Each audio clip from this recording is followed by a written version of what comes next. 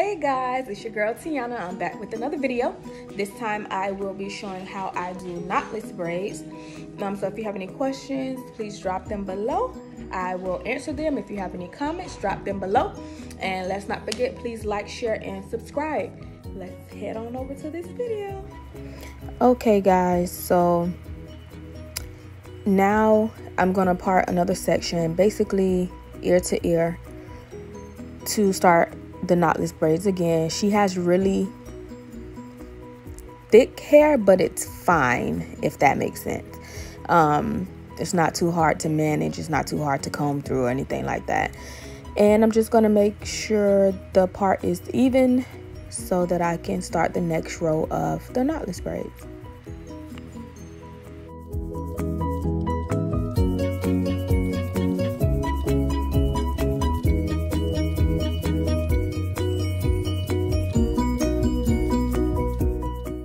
Okay, now here, I realized that the part was not the same size. So of course, I'm gonna go back and make sure the part is absolutely correct in the same size so that all of her plaits are even.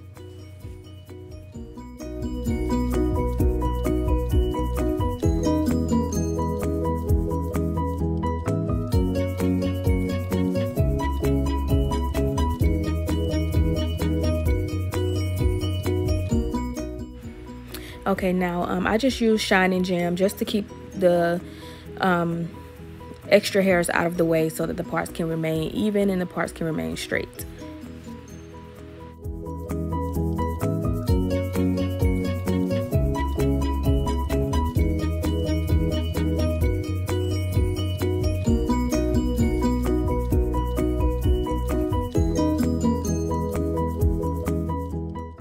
Okay, now I'm ready. So I take my hair like I'm going to do just a regular braid.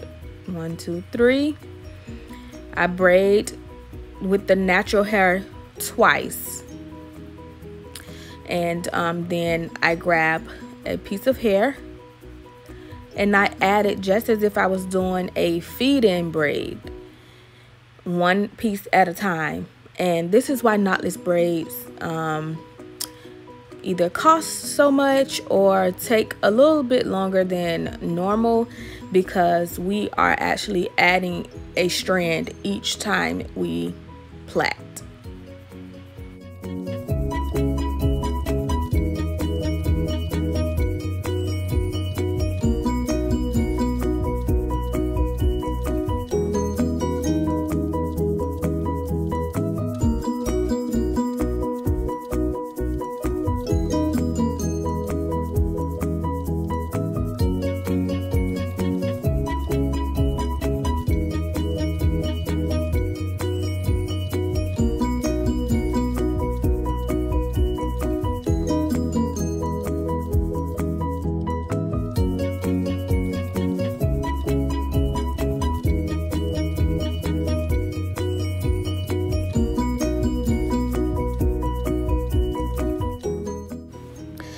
Okay, now what I'm about to do is cut I call them flyaways, which is the little stringy pieces that are sticking out of each plait when we get our hair done, because we don't want that for the end result. And then I just part and I go on to the next plait. I make sure the parts are nice and even so that they are the same size. None of them will be too small, none of them will be too big. They will just all be uniform. Now, as I start each braid, like I said, I start with the natural hair first, and I do that about twice. And the more pieces of hair that you add, the thicker the plait will be. So for her, I added about 4 to 5 pieces for each plait so that they all could be the same size. I consider these medium knotless braids, and honestly, you don't want to have a small part with a large plait, because then it will still cause tension on the person's hair, which is the whole point of having knotless plaits which is for less tension when starting a braid in someone's hair. So again, I added about 4 to 5 pieces to each of her plaits so that they can all be the same size, so that they're all uniform and they will come out flawlessly.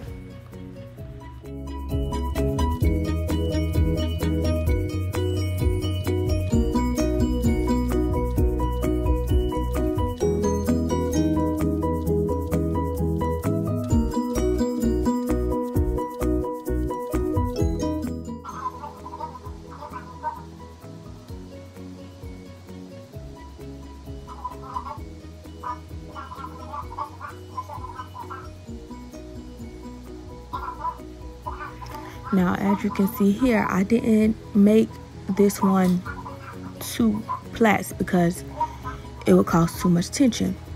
And don't mind my raggedy head, I need to get my hair done too. But that is 1 plait, and her edges are protected. They are not pulled too tight.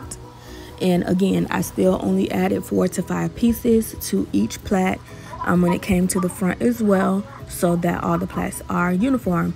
There's no need to make the parts really small when you're going to be adding hair continuously throughout the plait, because like I said before, it will cause too much tension, and that defeats the purpose of a knotless braid.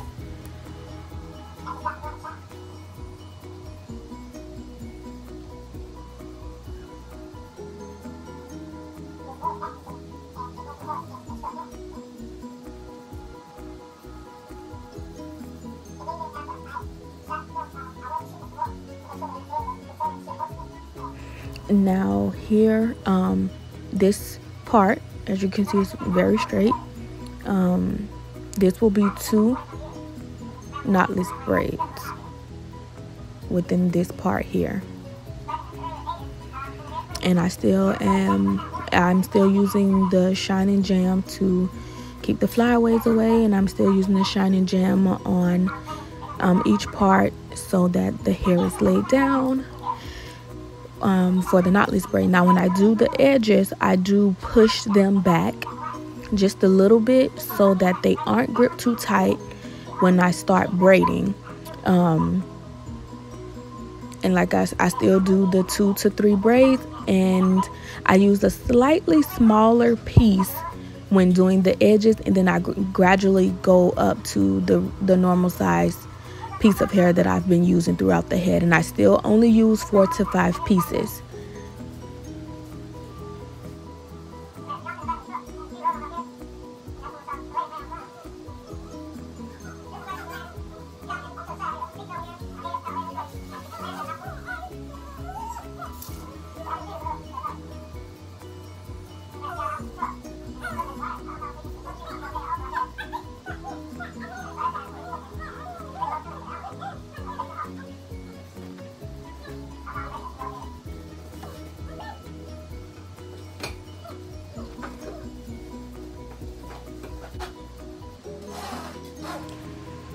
We made it down to the last knotless braid here.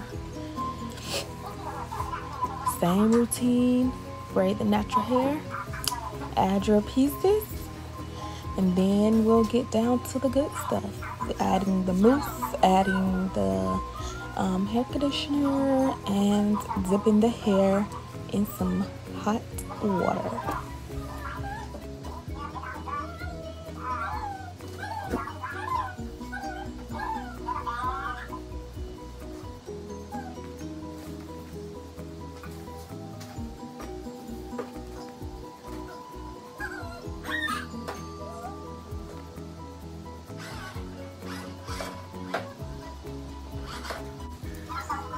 Now I'm gonna add a little leave-in conditioner for her hair, which is okay to do.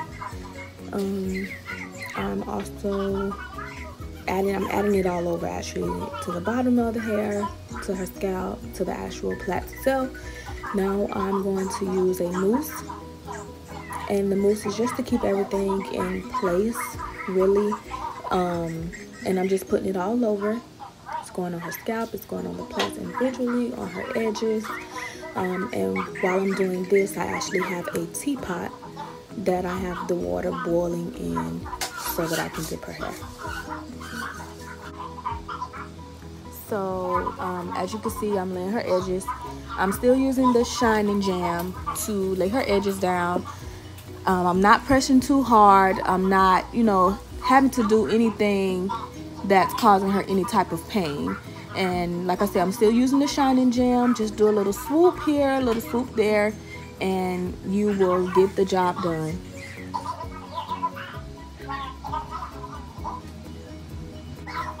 Watch how she check herself out. Looking good. And here I am with the teapot now. And basically, it's like it's self-explanatory. It's a teapot, boils the water really, really hot. And I will dip her hair, her ends in the teapot so that they are straight. And that'll be it. Here we go. Dipping, dipping. And it's really, really hot. So you guys, if you have a teapot, you know how hot they can get, how hot the water can get. If you don't, disclaimer, be very careful because the water gets really, really hot. Real hot. Don't say nobody ain't never tell you.